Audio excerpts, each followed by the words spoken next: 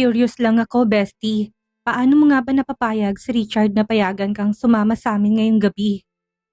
Tanong ko habang sabay kaming nagmi-makeup sa banyo ng bahay. Well, simple lang. Sinabi ko lang sa kanya na lalabas ako kasamang mga girls. Sagot niya na para bang napaka-obvious na sagot niya. I see. At nabanggit mo rin bang tungkol sa mga lalaking makakasama natin mamaya? Tanong ko ulit. Habang tinitingnan siya sa salamin. Detalye lang yon, my friend. Maliit na detalye. At hindi ko pa rin makakalimutan. Naging super close siya kay Floyd at lalong-lalo na hindi ko makakalimutan. Yung babaeng feeling entitled na halos magpakandado sa kanya noon sa social club. Seryosong sabi ni Danica. Richard should consider this as my revenge. Danica, ibang level of petty ka? Natatawa kong sabi habang tinatapos ang aking makeup. Wala namang masama sa gagawin natin. Lalabas lang naman tayo para masayang kasama ang mga bagong kaibigan natin. Nagkibit balikat ako. Point taken. Pagkatapos naming magayos, lumabas na kami. Nasa tapat na ng taxi, hindi na kami magdadala ng kotse. Dumating kami sa restaurant kasabay ni na Jackie at Bettina. At gaya ng dati, tilian na muna na parang ang tagal ng huli naming pagkikita. Kahit na hindi naman. Grabe. Siguradong mahihimatay ang mga lalaki kapag nakita nila tayo. Hot tayo ngayong gabi. Buong kumpiyansang pahayag ni Bettina. Talaga namang nakakainggit ang self-esteem ng babaeng ito. Hot at sexy. Tara na, pasok na tayo, nandyan na raw sila. Nag-message si Isla sa GC. Sabi ni Danica, pagpasok namin sa restaurant, puro karangyaan ang bumungad sa amin. May mga kristal na chandelier, mesa na may gray at puting linen, at upuan na may black at white na floral na upholstery. Ang bango ng paligid, amoy mamahaling pabangot bulaklak. Inihatid kami ng waiter sa mesa at pagdating namin doon, bumiti ang mga lalaki at sabay-sabay na tumayo para salubungin kami. Hi Francesca, I have a question. Paano mo nagagawang gumanda pa ng gumanda araw-araw? Pati sa akin ni Leo na may kasamang mapang-akit ng ngiti at gentleman vibes habang inaayos ang upuan ko. Oh, thanks Leo. Dashing ka rin ngayong gabi. Balik ko sa kanyang kabaitan. Buti naman at napansin mo. Naganda talaga ako para sa'yo. Ang kapatid ni Isla ay likas na magalang. Charming at palangiti. Agad kami napasali sa masiglang usapan tungkol sa restaurant at sa karaoke na susunod naming activity. Nakapag-order na sila ng ilang cocktails at drinks. Nang oras na para umorder ng pagkain, sila na rin ang pumili ng alak at talaga namang sobrang sarap ng pinili nila. Maayos ang naging daloy ng hapunan namin. Sa totoo lang, masaya akong tinanggap namin ang paanyaya ni na Leo at ng mga kaibigan niya. Magaan at masayang gabi. Tamang-tama para sa akin dahil kailangan ko ng distraction. Masarap silang kasama at puro nakakatawang kwentong binabahagi nila sa amin. No dull moment kumbaga. Magkakaibigan na sila simula pagkabata at ramdam na ramdam ko ang natural nilang samahan. So, seryoso ba talaga sa inyo ni Russo Francesca? Kasabal na tanong ni Leo habang kumakain kami. Masasabi kong komplikado, Leo. Pero yung klase ng komplikado ba na worth it ayusin? O baka naman hindi mo gustong ayusin pa? Tanong niyang muli. Iba-iba kasi yan, hindi ko pa alam. Totoong mahal ko siya pero parang laging may nangyayaring problema na naging hadlang eventually. Sagot ko na dapat sa kanya. Alam mo Francesca, sobrang ganda mo at hindi ko may kakailang interesado talaga ako sa'yo. Alam kong magulo ngayon ang lahat. Pero sa palagay mo ba, pwede bang hayaan mo na lang na kilalanin na lang muna natin ang isa't isa? Diretso si Leo. Hindi siya marunong sa small talk. Hindi ko inaasahan na aamin siya ng ganun kabilis. Leo, napakabait mo. Magaan kang kausap at mukhang maayos kang tao. Pero magulo ang buhay ko ngayon. Ayokong bigyan ka ng maling pag-asa. Hindi ko rin talaga alam kung saan hahantong ang lahat sa amin ni Floyd. Okay lang yun. Pero pwede ba tayong maging magkaibigan? Lunch minsan o kaya inom lang paminsan-minsan. Kaibigan lang talaga. Pangako, hindi ako mag-e-expect ng sobra. At aaminin ko, masarap rin asarin niyang si Russo at ang mga kaibigan niya. Sabi niya habang may mapang-akit ng ngiti. Oo naman Leo, pwede tayong maging magkaibigan. Sagot ko na may ngiti. So bilang kaibigan, tawagan mo lang ako kung gusto mong turuan ng leksyon si Russo. O kung gusto mong pagsalosin siya. Willing ako na maging props hanggang sa makamove on ka. Sabi niya habang itinaas ang kanyang wine glass. Natawa ako, halatang enjoy siya sa pang-aasar. Dessert ladies, Tanong ni Chip na obvious na excited pa rin kahit natapos na ang dinner. Always, sagot kagad ni Bettina, naka-level ng energy ni Chip. Mukhang nagka-vibe silang dalawa at sigurado akong umiinit ng ulo ni Josh kahit na wala pa siya. By the way, Francesca, open ka bang sumubok ng bago para sa dessert? Masarap naman ang chocolate pie. Oo. Pero baka mas exciting pa, tanong ni Leo, may kislap sa mga mata. Not a bad idea. Anong suggestion mo? Sabay ko sa trip niya. Pwede ba ka tayong i-surprise? Of course, pagdating ng dessert, nabigla ako. Ang ganda ng itsura. At amoy pa lang nakakatakam na. Ano to? Wala akong alam sa French desserts eh. Ang tawag dyan ay tart aux pommes. French classic yan, apple tart na may short crust, pastry, asukal at vanilla. Laging siniservisyohan ng scoop ng vanilla ice cream. Magugustuhan mo yan. Sabay kindat niya. Talagang may dating ang lalaking ito. Kumuha ko ng isang kagat kasama ng ice cream. Ang sarap. Napapikit ako sa tamis at linamnam. Matamis at presko. May konting asim mula sa mansanas na sakto lang ang timpla. Lutong-luto ang apples. Halos natutunaw sa bibig. At yung ice cream, perpektong kapartner nito. Pagdilat ko, nakatingin sa akin si Leo, parang hinihintay ang reaksyon ko. Ang sarap. Sobrang lutong at masarap, Leo. Sabi ko habang sumusubo ulit. Kita mo, minsan mga bagong bagay nagbibigay ng bagong pananaw sa atin. Puno ng surprise ang buhay. Napangisi siya. Sabi nila, apple daw ang forbidden fruit. Pero hindi ba napakasarap? Puno ng double meaning si Leo. Pagkatapos ng dinner, dumaan ang tiyuhin ni Lino sa mesa namin para batiin kami. Isa siyang may edad na lalaki talatang kagalang-galang and wise beyond his years.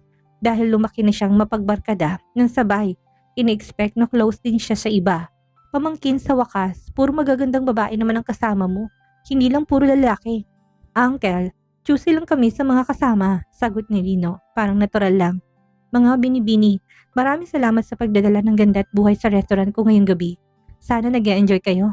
Babalik kayo ha, kahit na wag na kayong umasa na yung mga binatang mag-iimbita sa inyo. Sabi ng tiyuhin niya bago nagpaalam. Well done, ladies. Oras na para ipakitang talento natin sa karaoke. Sabay himas ng kamay ni Lino para may palabas na magaganap. Excited na ako. Halos tumili si Isla sa tuwa. Talaga namang hilig niyang kumanta sa harap ng maraming tao. Punong-puno ng taong karaoke bar. Binanggit nila yung reservation namin sa entrance at kagad naman na may inatinisang staff papunta sa mesa malapit sa tabladong nakareserba na para sa amin. Tinawag din niyang waiter para sa order. Umupo kami at nag-order ng inumin. May magka-partner na sa entablado at sintonadong rendition ng isang sikat sa kanta. Pero buong bar ay kumakanta rin na may palakpakan at hiyawan pa. Ang saya ng ambience. Relax lang pero puno ng energy. Tawanan, kantahan, sayawan, palakpakan. At hiyawan. Parang nanonood lang kami ng pinakamagandang palabas sa mundo. Ang lugar ay maganda. May dim lights at ang live band ay napakahusay. Kakaupo pa lang namin, nagpalista na kaagad si Isla para kumanta at halos pinilit kaming lahat sa mesa na sumali din. Pagsapit ng turn ko, nagtangka pa akong matras. Sabi ko kay Isla, hindi pa ako sigurado kung anong kantang pipiliin ko. Ay, hindi pwede. Akyat ka sa stage ngayong gabi, period. Mariing sabi niya. Okay, bigyan mo lang ako ng time para pumili. Sagot ko. Maayos ang takbo ng gabi, sobrang saya at si Leo, gayang inaasahan ay sobrang charming at maasikaso sa akin. Lahat ng girls ay nakapag-perform na sa stage. Pati na rin ang mga guys. Si Leo raw ay hinihintay ako. Magandang boses ni Isla at wala siyang kahiyahiya sa entablado. Ang saya-saya ko na sana hanggang sa may narinig ako nagsimulang kumanta at sumabog sa hiyawan ng mga babae sa audience. Lahat na yata ng klase ng sigawan ay nangyari na. Ang boses, sobrang suave, husky at sakto sa tono. In fairness, magaling at maraming fans. Paglingon ko sa stage, si Floyd ang kumakanta. Hindi ako makapaniwala. Paano? Nakita niya kaya kami? Nasagot kaagad ang tanong ko nang bumaba siya mula sa entablado. Habang kumakanta at lumapit sa akin, niyakap ako sa bewang at sinimulang isewa ko habang umaawit. Naghiyawan ng mga tao sa paligid. Hinila ko ni Floyd sa isang mabagal na sayaw, habang parang nagkukumpisal ng pag-ibig sa kanta. Para akong nagyalo sa mga bisig niya. Sandali akong natulala. Wala akong ibang nararamdaman kundi ang mga yakap niya. Yumakap ako sa leg niya at sumayaw kaming parang yung gabi sa bar. Tumitibok ang puso ko ng mabilis. Halos hindi ako makahinga. Napakaganda ng boses niya, parang langit sa pandinig ko. Ipinigit kong mga mata ko at iniisip na panaginip ito. Panaginip na puno ng pangako na masayang kinabukasan. Nang matapos ang kanta, inakala kong babalik ako sa realidad. Pero sa halip lalo pa ako niyakap ni Floyd. Umalis tayo. Sumama ka sa akin, mahal ko. Sa isang iglap, muntik na akong sumama kahit saan niya ako dalahin. Pero biglang bumalik sa isip ko sina Leo at ang mga kaibigan ko. Hindi ko pwedeng gawin yon. Hindi niya deserve ang ganoon. Kumalas ako sa yakap niya. Hindi ako pwedeng basta umalis. Bumalik ako sa mesa na parang sasabog ang puso ko. Hindi ko na malayan na sumunod pala si Floyd. Pero pagdating ko doon, nandun na rin silang lahat. Ano to? Sa laki ng syudad, paano na naman kami magtagpo sa isang lugar? Hindi ko akalaing mahilig pala silang magkaraoke. Tumayo sa Leo at pinaupo ako. Mr. Russo, sinusundan mo ba ako? Tanong ni Leo, tila pabiro pero may bahid ng inis. Don't flatter yourself, Leo. Hindi kita type, pero tinatangka mong angkinin ng hindi sayo. Hindi ako sigurado kung sayo nga yun, sagot ni Leo ng malamig. At kayo naman girls, pwede bang ipaliwanag kung bakit yung kasama na naman ang mga lalaking ito? Singhal ni Jaime. Nakakrus ang mga braso at galit na nakatingin kay Jackie. Darling, hindi ko kailangang magpaliwanag sayo, sagot ni Jackie na may matamis na ngiti. Marami kang dapat ipaliwanag, misis ko. Sumbat ni Josh kay Bettina. Honey, lumabas lang ako kasama ang mga kaibigan ko para magsaya. Sabi ko naman sa'yo, hindi ba? Sagot ni Bettina na may tusong ngiti. Umiling si Josh. Nope, sabi mo, kakain kayo ng dinner. All girls. Pero heto ka ngayon sa bar. Nakangiti kasama sila. Danica? Singit ni Richard. Richard, tama na. Lumabas ako para magsaya kasama ang mga kaibigan ko. Wala namang masama doon. Sagot ni Danica nang walang alinlangan. Pero curious lang ako, paano nga ba kayo napadpad dito? Dahil sigurado akong hindi kayo mahilig sa karaoke. Hindi makasagot si Richard. Natameme. Lumingon kami kay Jaime, tahimik lang din. Si Hugo naman, napakamot sa ulo. Halatang naghahanap ng palusot. Josh, ikaw na nga. Paliwanag mo kung paano kayo napunta dito. Siya na walang ibang babae sa kwento ha.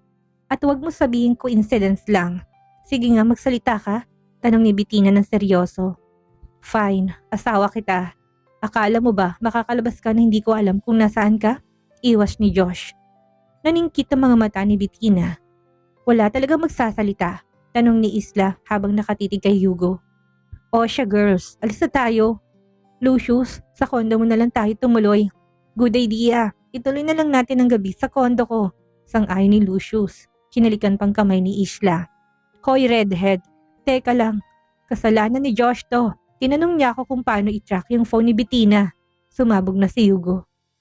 Para siyang tuta ni Isla, gagawin ng lahat. Gago ka, Hugo. Sigaw ni Josh. Tinrack mong phone ko? Seryoso ka? Na naman? Matapos lahat ng pangako mo. Galit na galit si Bettina. Bettina, extreme na kasi. Alam mong hindi ako seloso. Pero sobra kayong nakitungo sa mga lalaking to. Pinoprotektahan ko lang ang akin. Si Floyd nga, halos mabaliw siya kakaisip kay Francesca. Depensa ni Josh. Wow, ako lang ba? Lahat kami. Amin ni Floyd habang lumuluhod sa tabi ng upuan ko. Francesca, nababaliw na ako sa takot na hindi ka na bumalik. Please, kailangan nating mag-usap. Lumampas na kayo sa linya, Floyd. Niloko nyo kami tapos sinusundan nyo pa kami kahit saan. Hindi ko na gusto yan. May karapatan kaming lumabas, magsaya at magkaroon ng mga kaibigan. Sagot ko, iritado na talaga ako. Ganito na lang, singit ni Roman parang walang tensyon. Nag-enjoy kami sa dinner kasama mga magagandang babaeng ito at masaya rin dito. Kaya bakit hindi na lang tayo magsayang lahat? Lahat naman tayo ay adults, civil at marunong mag-behave, hindi ba? Mga ladies, okay ba sa inyo? Well, siguro kaya naming tiisin ng mga mokong na to. Kahit na sandali, sagot ni Danica para sa aming lahat. Pero ikaw Richard, marami kang dapat ihingi ng tawad. At ikaw din Josh, sa sofa ka matutulog ng ilang araw, dagdag ni Bettina at nagtawanan na lahat.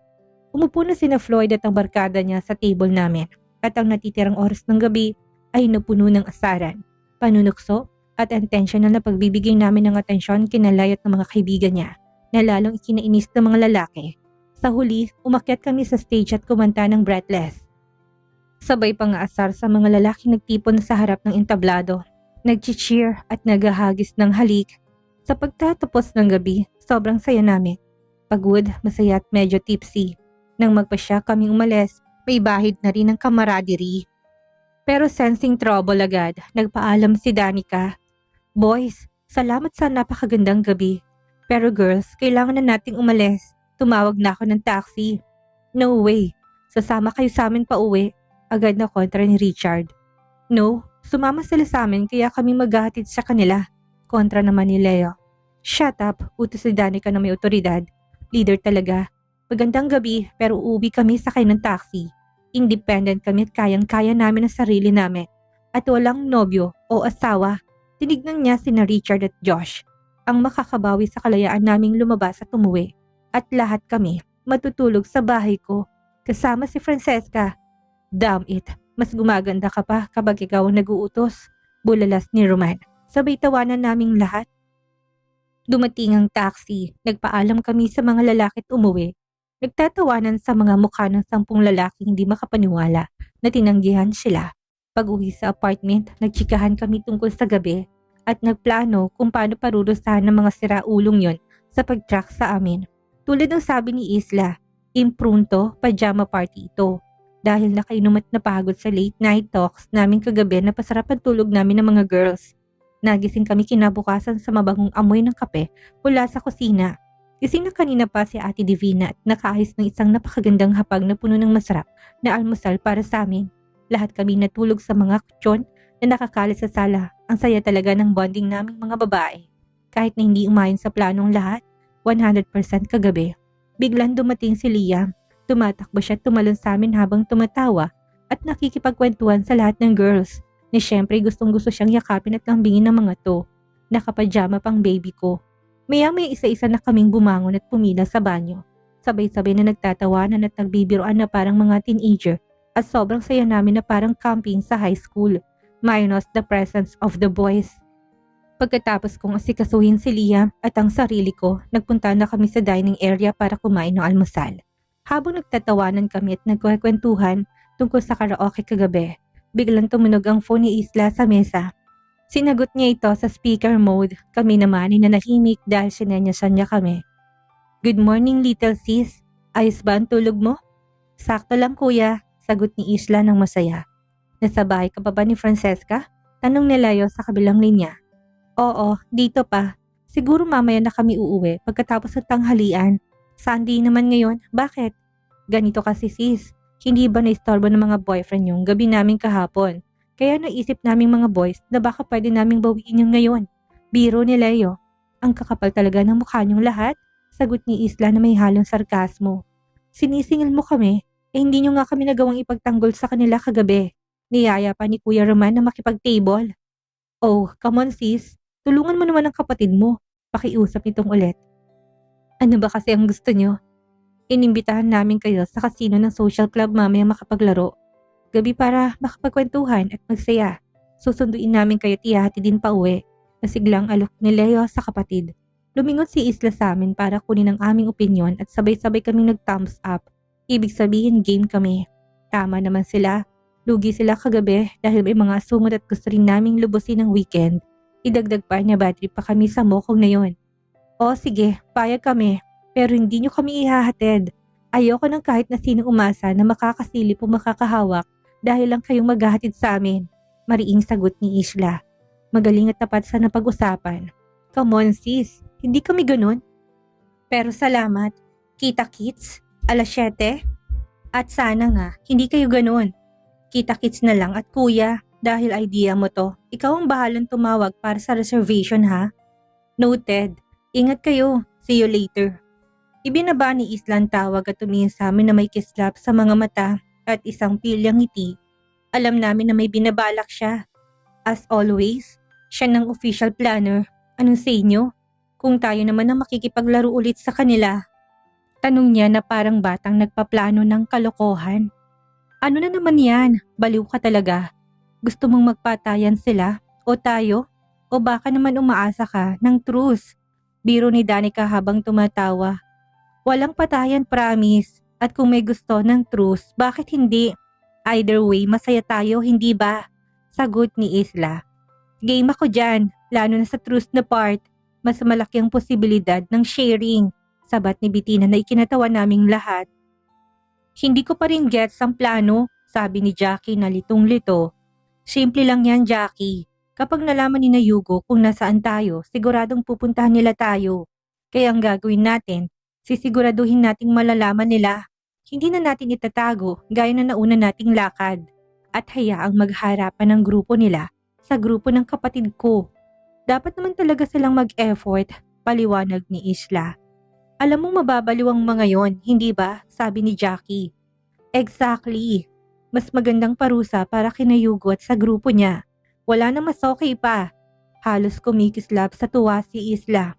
Revenge na revenge siya.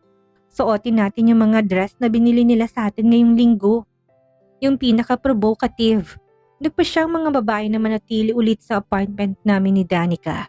Bago mag-lunch, hinatid na muna ni Danica ang isa-isang mga girls sa bahay nila para kunin ang mga gamit nila. Excuse na rin para hindi sinasadyay malaman ng mga lalaki kung nasaan kami. Si Bettina magsasabi dahil siguradong nandun si Josh at babanggitin siyang lalabas kaming ulit pero hindi niya babanggitin na kasama namin si Leo.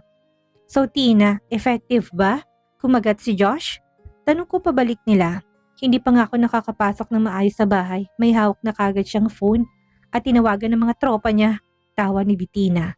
May live feed updates sa mga loko. Predictable talaga sila. Puno ni Isla habang umiikot ang mga mata. At sigurado ako magwawala si Richard kasi nag-text ako sa kanya ng huwag mo muna akong kausapin ngayon kahit pa maligo ka sa pabango. Dagdag ni Danica na may pilyang ngiti. Ginugol namin ang buong araw sa paglalaro kasama si Liam. At pagdating ng hapon, nagsimula na kaming magayos. Pagsapit ng 7:00, pumasok kami sa social club. Handang pahirapan ng grupo ng mga lalaki. Napansin namin si Leo at ang tropa niya sa isang malaking mesa. Kaya nilapitan sila. As usual, sinalubong nila kami ng papurit kaakit-akit ng mga ngiti. So ladies, anong gusto niyong inumin? Tanong ni Roman ng magalang. Gusto niyo ng mojito girls? Suggestion ni Danica at sabay-sabay kaming pumayag. Excellent choice, sabi ni Lino habang nagtawag na ng waiter si Roman. At ano namang laro ang gusto niyong subukan ngayong gabi? Tanong ni Lucius. Excited na excited ito. Blackjack. Yung poker masyadong mahirap na yon para sa utak. Biro ni Bettina na ikinatawa ng lahat. Blackjack it is, sagot ni Leo. Tinawag ang dealer para iset up ang laro. At anong bet natin? Chips lang ba o mas interesting? Tanong ni Chip habang nakatingin kay Bettina. Kalma lang Chip, naglalaway ka na naman. Saway ni Isla. Chips lang tayo, nandito tayo para magsaya, yun ang mahalaga.